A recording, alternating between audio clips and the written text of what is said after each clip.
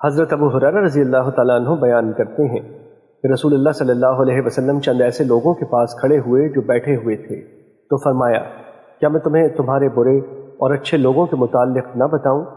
راوی بیان کرتے ہیں وہ خاموش رہے۔ آپ نے 3 مرتبہ ایسے فرمایا تو ایک آدمی نے عرض کیا، اللہ کے رسول کیوں نہیں، آپ ہمارے برے میں سے بہتر کے متعلق ہمیں ضرور بتائیں۔ آپ صلی اللہ علیہ وسلم نے فرمایا، تم میں سے بہتر شخص وہ ہے جس سے خیر کی توقع کی جائے اور اس کے شر سے امن ہو، جبکہ تم میں سے برا وہ ہے جس سے خیر کی توقع نہ کی جائے اور اس کے شر سے امن نہ ہو۔ مشکوٰۃ المصابیح حدیث نمبر 4993۔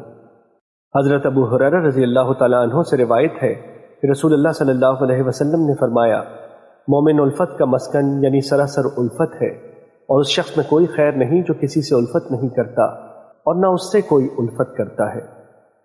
مشکوٰۃ المصابیح حدیث نمبر 4995۔ حضرت عقبہ بن عامر رضی اللہ تعالیٰ عنہ بیان کرتے ہیں، رسول اللہ صلی اللہ علیہ وسلم نے فرمایا، روز قیامت سب سے پہلے 2 پڑوسیوں کا مقدمہ پیش ہوگا۔ مشکوٰۃ المصابیح حدیث نمبر 5000۔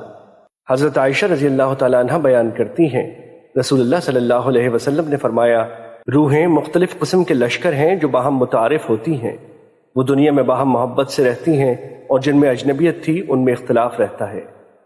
مشکوٰۃ المصابیح حدیث نمبر 5003۔